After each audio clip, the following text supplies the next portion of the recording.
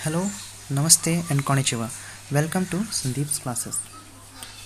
Last video में आप लोगों ने पढ़ा था solid state, their characteristics, crystalline and amorphous solids, unit cell, crystal lattice, all these things. I hope you have understood. In this video, we will learn about packing efficiency, radius and edge length, interstitial voids, some previous year questions from boards of Northeast, some educational boards of Northeast, and some numerical problems from these boards that have come in the question paper already. Okay, so let's start. Okay, last day मैंने कुछ questions दिया था तुम लोगों को करने के लिए। कुछ लोगों ने क्वेश्चंस किया है, नीचे कमेंट भी किया है, तो बहुत अच्छा लगता है जब आप लोग कमेंट करते हैं। मुझे समझ में आता है कि आप लोग एटलीस्ट इस वीडियो को फॉलो कर रहे हैं और समझने की कोशिश कर रहे हैं। तो आई होप जब भी मैं क्वेश्चंस दूँ आप नीचे कमेंट करें। तो ये जो क्वेश्चन दिया था लास्ट डे जो दिया था उससे रिलेटेड है, इसमें इतना कोई टफ नहीं है। कॉर्नर में एटम्स प्रेजेंट है तो कंट्रीब्यूशन 1/8 होगा, 1/8 × 8 = 1। ठीक है, फेस सेंटर में है तो 1/2 × 6 = 3।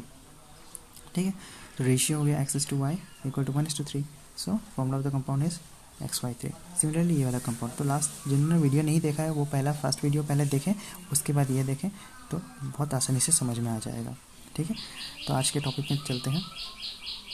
अच्छा, लास्ट डे आप लोग को ये पैकिंग एफिशिएंसी और atomic radius and edge length relation के बारे में मैंने बोला था कि आप लोग को नेक्स्ट डे में बताऊंगा कि ये आए कैसे हैं। तो चलो आज देखते हैं ये कैसे आए हैं, ये हैं और ये। ठीक है, सो लेट्स गो। अच्छा, एक और बात, अब से मैं आप लोगों को हैंड रिटन नोट्स दूंगा।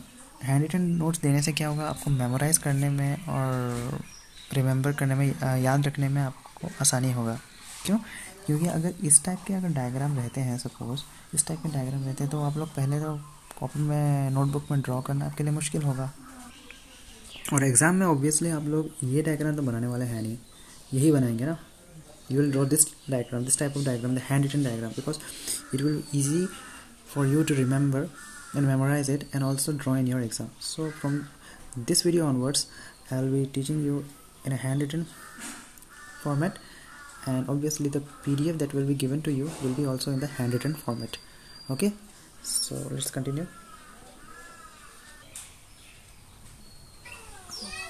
So packing efficiency का मीनिंग होता है कि टोटल वॉल्यूम में से या टोटल स्पेस में से कितना स्पेस ऑक्यूपाई किया गया है।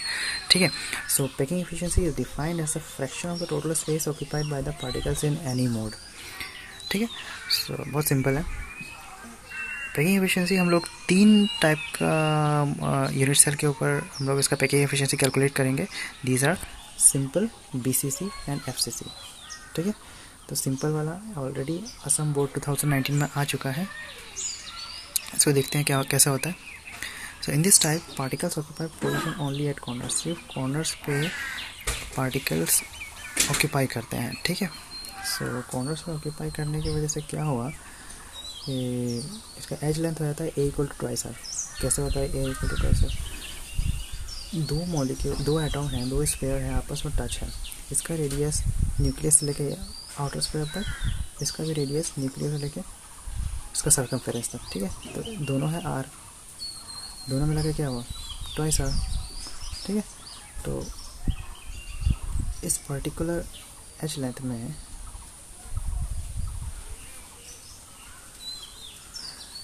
सिर्फ कॉर्नर्स में एटम होने की वजह से दोनों एटम्स आपस में टच रहते हैं। दोनों एटम्स आपस में टच रहने की वजह से इनका जो एज लेंथ होता है वो 2r रहता है। तो वॉल्यूम हो गया A³ = 8r³। Volume of each particle, क्योंकि पार्टिकल स्फेरिकल है, so volume of the sphere is 4/3πr³। Total number of atoms कितने होते हैं सिंपल क्यूबिक में 1। सो पैकिंग एफिशिएंसी कितना होगा, volume occupied by particle, 1 particle divided by total volume into 100। So volume occupied by 1 particle is 4/3πr³ divided by 8r³ into 100। So this is the packing efficiency. आप लोग को इसमें से packing efficiency तो याद रखना है और ये एज लेंथ और रेडियस का रिलेशन याद रखना है, सिंपल क्यूबिक, BCC और FCC तीनों के लिए। ठीक है, तो नेक्स्ट देखते हैं। नेक्स्ट है body centre.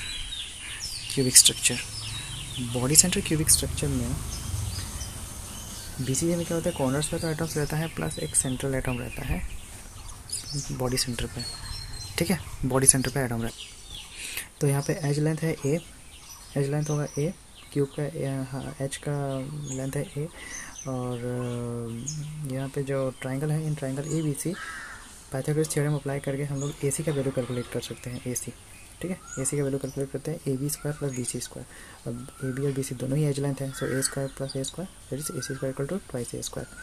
Triangle A C D में देखो, ए सी डी यहाँ पे ए डी जो है वो ए और डी तो कॉर्नर एटम है, उस ये डायगोनल है, क्यूब का डायगोनल है, ठीक है। क्यूब का डायगोनल कहाँ से गुजर रहा है, सेंट्रल ऐसा एटम से गुजर रहा है, जो बॉडी सेंटर में जो एटम है उससे गुजर रहा है।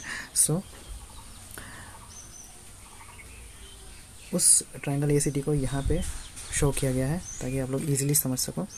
यहाँ पे देखो क्या हुआ है, A D square equal to A C square plus C D square, A C square plus C D square. So twice A square, A C का वैल्यू हम लोगों ने थोड़ी देर पहले कैलकुलेट किया, twice A square plus A square that is A D square equal to thrice A square. अब A D equal to क्या हो जाएगा, √3a हो जाएगा, ठीक है। और ए डी का वैल्यू क्या है, 4r है। 4r कैसे हुआ, अब देखो ए और डी यहाँ पे कितने एटम्स आ रहे हैं, 3 एटम्स आ रहे हैं, ठीक है, 1 2 3। इसका न्यूक्लियस से लेके इस एटम का न्यूक्लियस तक कितना लेंथ कितना हो जाता है, देखो यहाँ पे एक रेडियस आर, यहाँ पे 2 बार रेडियस आया आर आर, और यहाँ पे फिर से एक बार आया, तो 4r मिला के ये लेंथ होगा ए डी, ठीक है। तो 4r 4 रेडियस मिला के होगा, तो 4r इक्वल टू √3a, ठीक है। Ultimately edge length A equal to 4r by √3। तो ये बहुत इंपॉर्टेंट है, इसको याद रखना है आप लोग को, ठीक है।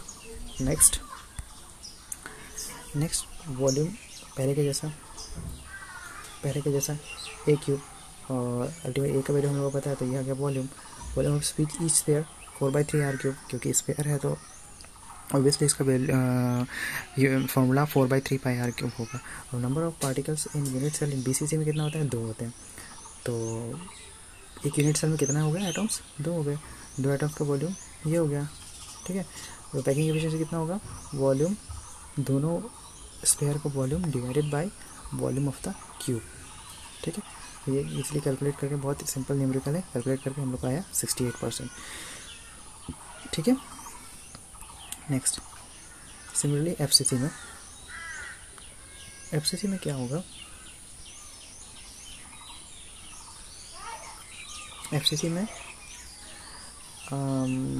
फेस सेंटर पे एटम रहता है, फेस सेंटर पे एटम रहने की वजह से यहाँ पे हो जाएगा 4r इक्वल टू a√2, ठीक है। a√2 क्यों, देखो आप लोग को पता होगा, ये बात आप लोग ने लोअर क्लास में पढ़ा होगा कि स्क्वायर का अगर लेंथ ए रहता है तो उसका डायगोनल होता है √2a,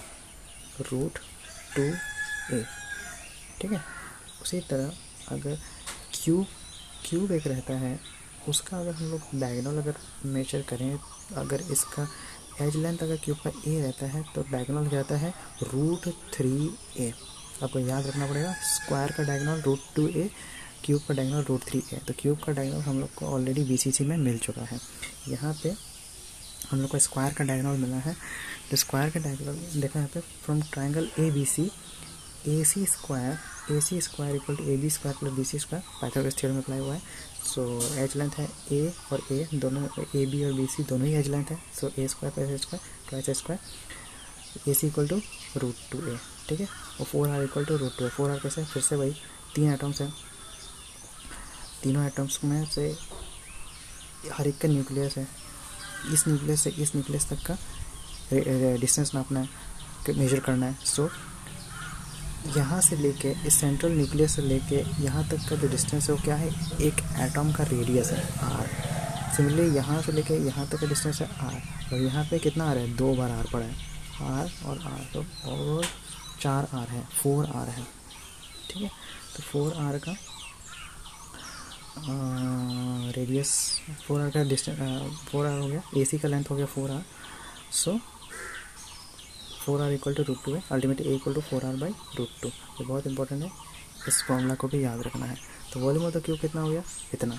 वॉल्यूम ऑफ स्फीयर हमें पहले के जैसा 4/3 pi R cube. Total number of atom FCC में होते हैं 4, so total volume of all spheres हो गया 4 × 4/3 पाई आर क्यूब। नेक्स्ट आप लोग को पता है क्या करना है पैकिंग एफिशिएंसी के लिए, volume of all sphere divided by total volume into 100, ठीक है। सो ये आ गया हम लोग का 74%। ध्यान रखना एफसीसी स्ट्रक्चर में हाईएस्ट पैकिंग एफिशिएंसी होता है 74%, बीसीजी में 68% और स्पार्क में 54%, ठीक है। नेक्स्ट इंटरस्टिशियल साइट्स और वॉइड्स, ठीक है। इंटरस्टिशियल साइट्स और वॉइड्स मतलब क्या होता है, खाली जगह, ठीक है, खाली जगह, empty place. So in the hexagonal close packing and cubic close packing, दोनों ही एक क्लोज पैकिंग है। इसके बारे में आपको डिटेल में नहीं पढ़ना है क्योंकि एग्जाम में इतना आता नहीं है, बस याद रखो कि एक क्लोज पैकिंग है, मतलब tightly packed atoms, tightly packed spheres, ठीक है। थोड़ा सा डिटेल में जाएंगे, ज़्यादा डीप में नहीं जाएंगे इसको लेकर। तो cubic close packing of spheres, certain holes are left vacant, खाली रह जाते हैं। दिस होल्स और voids in the crystals are called interstitial voids. Basically there are two types of interstitial voids, tetrahedral and octahedral voids, ठीक है। ये होता क्या है देखते हैं अभी।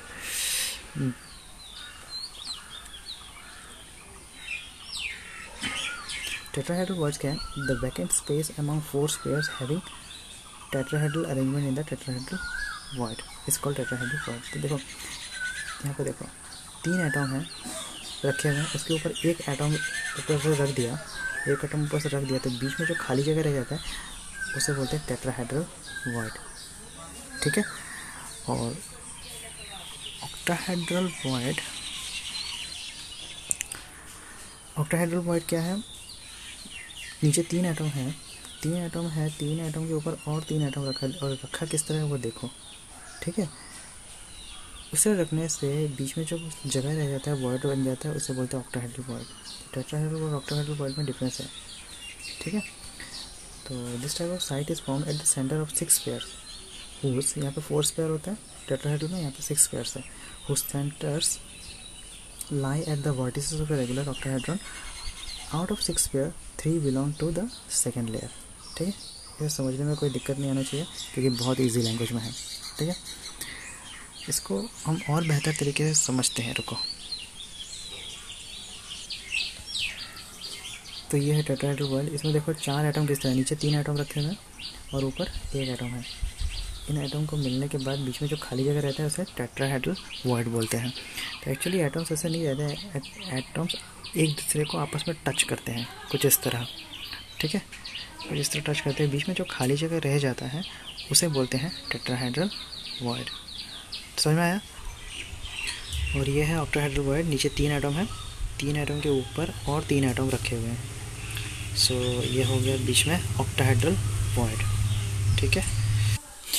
इसमें से एक और बहुत इंपॉर्टेंट चीज़ आप लोग को याद रखना है, लिखा है in a close packed structure HCP और CCP, मतलब हेक्सागोनल क्लोज पैकिंग और cubic close packing of n spheres, there are 2 n tetrahedral voids and n octahedral voids. The number of octahedral voids is 1/2 of the tetrahedral void. ये बहुत important है, इसको याद रखना क्योंकि ये न्यूमेरिकल्स में काम आएंगे, मैंने स्टार मार्क दे के रखा हुआ है, ठीक है।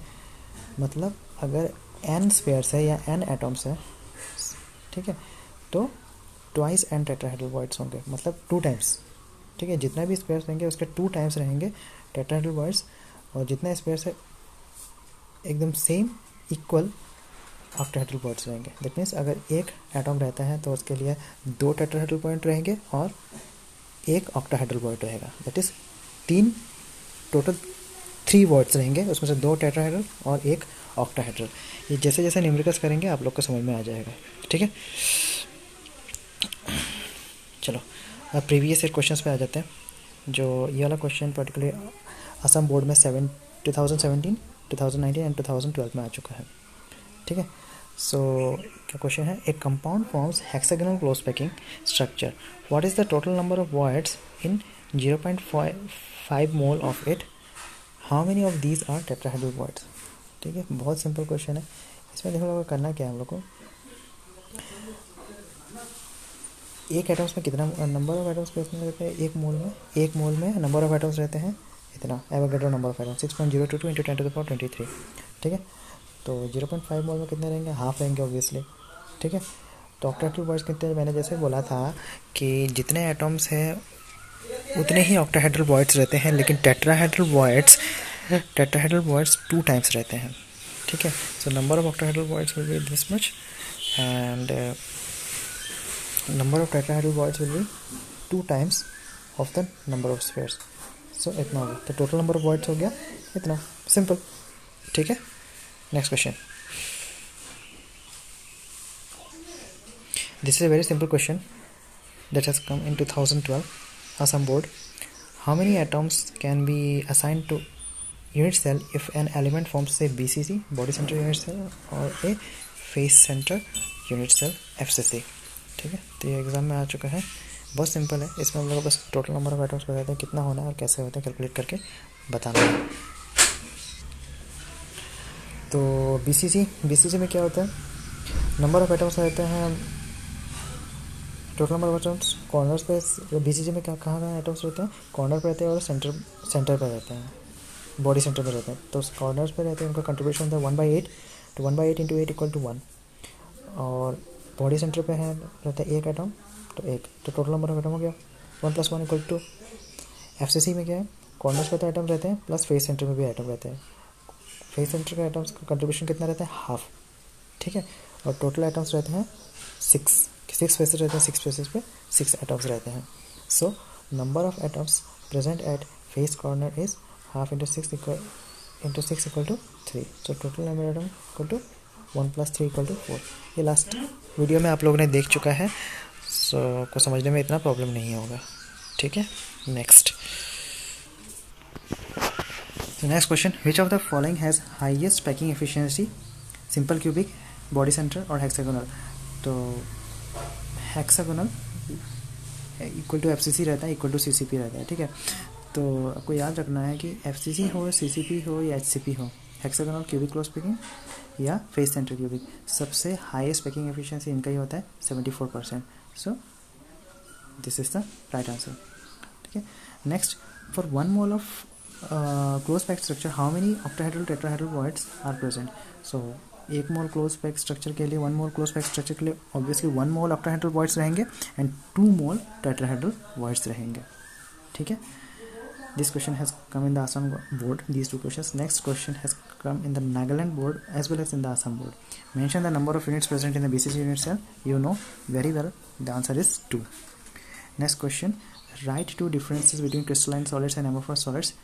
This topic has already been covered in the first video and this question has come in the Manipur board 2017.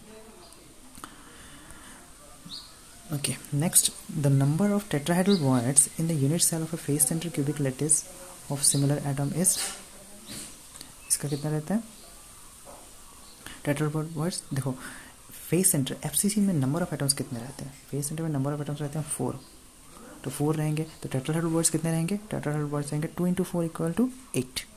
ठीक है, next, what is the two dimensional coordination number of a molecule in a square close pack layer? देखो, ये square close pack layer है। Square क्यों? Square close pack layer क्यों? क्योंकि देखो यहाँ पे मैंने एक स्क्वायर बना के रखा है, समझ में आ रहा है? 4 एटम एक स्क्वायर फॉर्म कर रहे हैं। ठीक है, तो ये स्क्वायर क्लोज पैक लेयर है, 2-डायमेंशनल layer.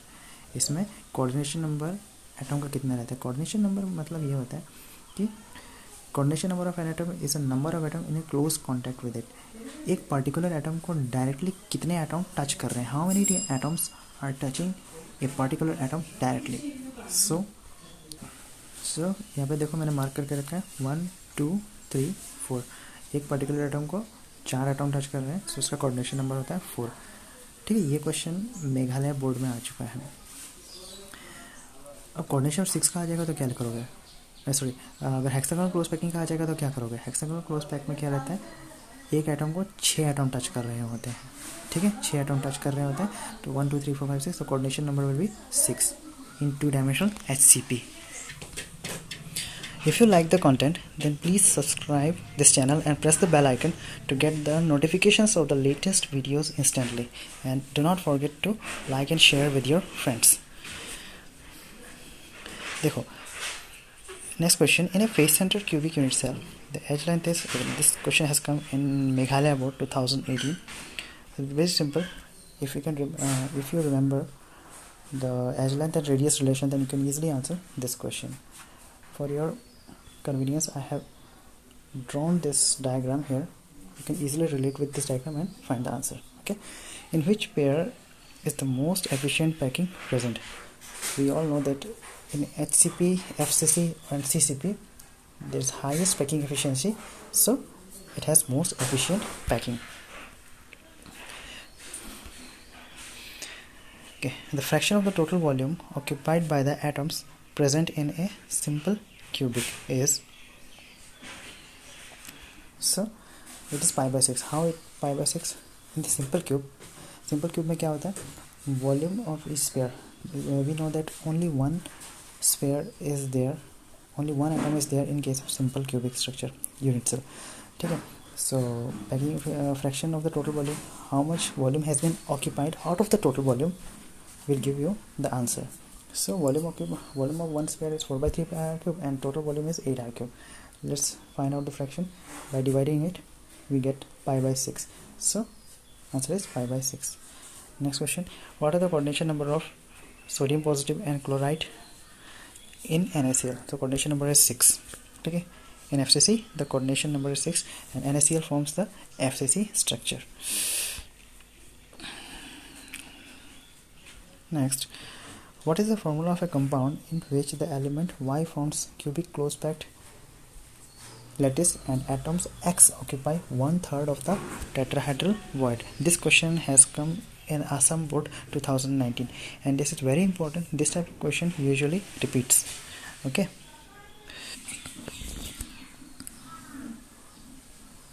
See, in this question, the Y element, the Y atoms have occupied the CCP lattice. That means जो lattice है, unit cell है, उसमें से जो lattice points है, उन points को किसने ऑक्यूपाई किया है? Y ने ऑक्यूपाई किया है. Y ने ऑक्यूपाई करने के बाद में बीच में जो टेट्राहेड्रल बॉयज बना, टेट्राहेड्रल बॉयज 3 एटम है, उसमें और एक ऊपर एटम, 4 एटम मिलाने के बाद जो बीच में जो खाली जगह बचता है उसे टेट्राहेड्रल वॉइड बोलते हैं. This is known as tetrahedral void. Okay, so in that tetrahedral void, in this tetrahedral void, okay, if there are one Y atom, there will be 2 tetrahedral voids. Okay, so see, thus it is present at the corner of the unit cell. The number of atoms Y per unit cell is 1. Corner में atoms हैं इसलिए उनका contribution 1/8 है. Total corner cube का होता है 8, सो 1/8 into 8 equal to 1. ठीक है. अभी अगर एक only one atom is there in a unit cell, that means there will be 2 tetrahedral voids, and from these 2 tetrahedral voids, means from these 2 times of the tetrahedral voids, only 1/3 of the tetrahedral void is occupied by the element X, atoms of X. So the number of tetrahedral voids is equal to the twice the number of atoms of element Y, means the number of tetrahedral voids will be 2 times of the number of atoms of Y. Okay, so out of these 1/3 are occupied by element X, so the ratio will be X is to Y equal to 1/3 of 2 is to 1 here. Why 1? Because only if there is one Y atom, then there will be 2 tetrahedral voids, and out of these 2, 1/3 of the tetrahedral void is occupied by the element X. So we will multiply it, it will get 2/3 is to 1, which is 2:3, which is 2:3. So therefore the formula of the compound will be X2Y3. Okay, next, if you cannot understand what I am telling you, जो मैं बोल रहा हूँ समझ में नहीं आ रहा है, देन आप लोग ये काम कर सकते हो, वीडियो को थोड़ी देर पॉज करो, क्वेश्चन को ध्यान से पढ़ो, उसके बाद उसका सॉल्यूशन देखो. ठीक है, इतना तब आसानी से आप लोग को समझ में आ जाएगा। ठीक है, next question, atoms of element B forms HCP lattice and those of the element A occupy 2/3 of the tetrahedral voids। Same question है, लास्ट में 1/3 tetrahedral voids ऑक्यूपाई किया था, यहाँ पे 2/3 tetrahedral voids ऑक्यूपाई किया गया है एलिमेंट A ने।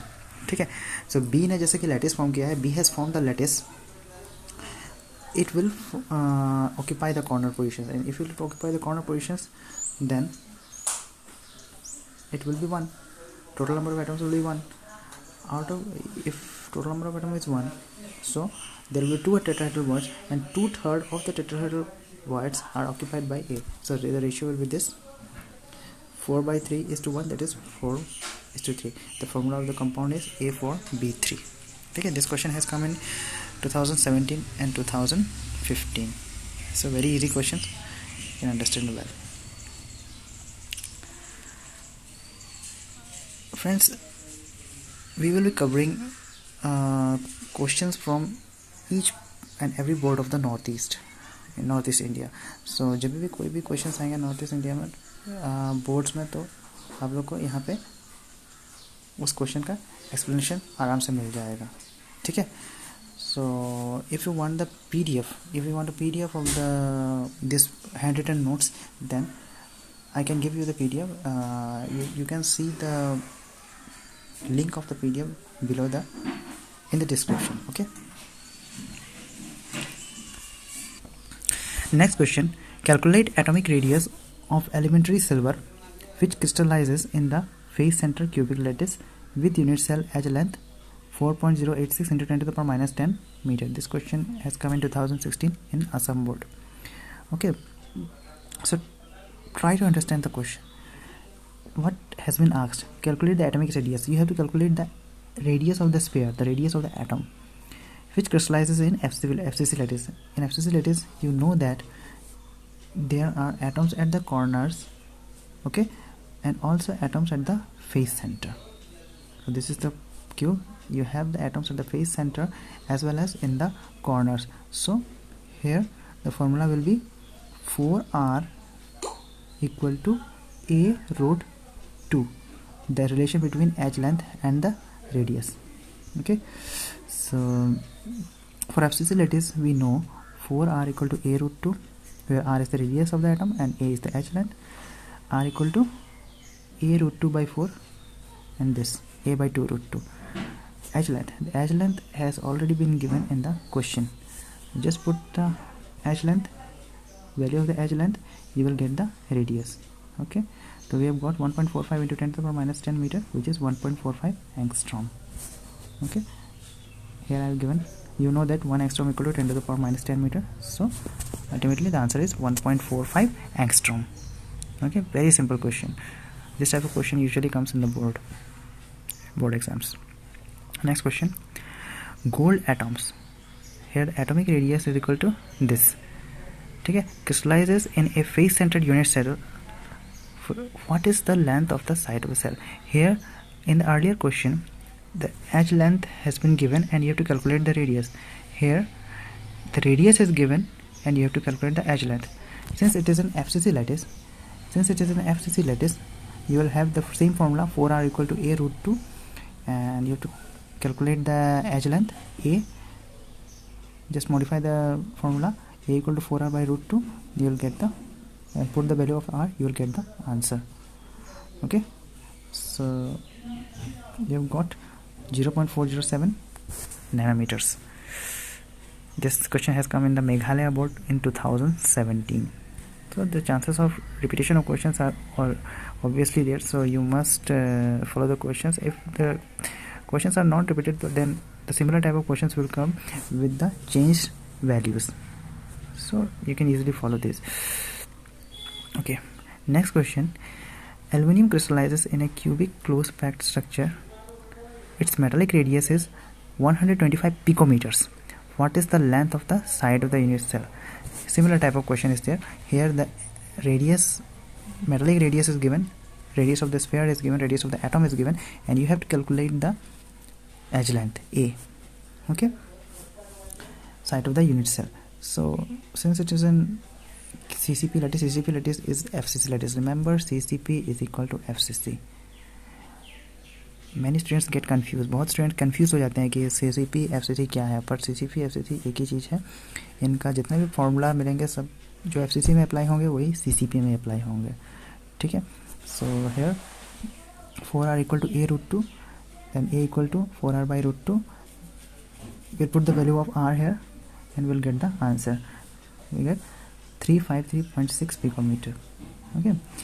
See, if the question in the question it is not asked to convert the outcome, the answer, in a specific unit, suppose say in picometer, nanometer or meters, then you just calculate the value and write the unit which is given in the question. Okay. But if it is said to convert the unit, then here are few conversions. Basically angstrom, nanometer and picometer, these units are used to come in the exam, and you have to convert into meter or vice versa.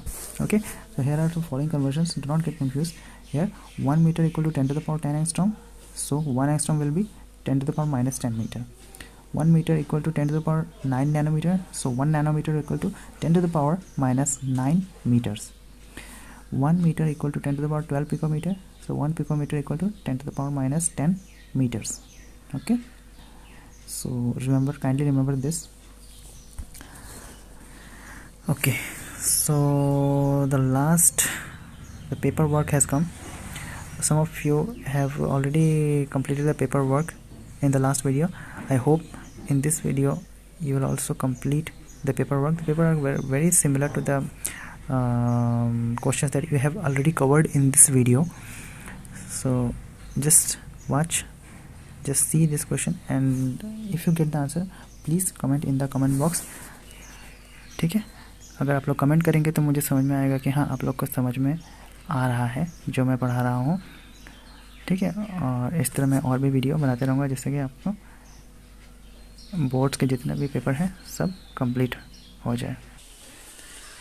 ठीक है. फिर next video में और कुछ topics cover करेंगे. तब तक के लिए थैंक यू एंड आरिगातो गोजाइमाशिता.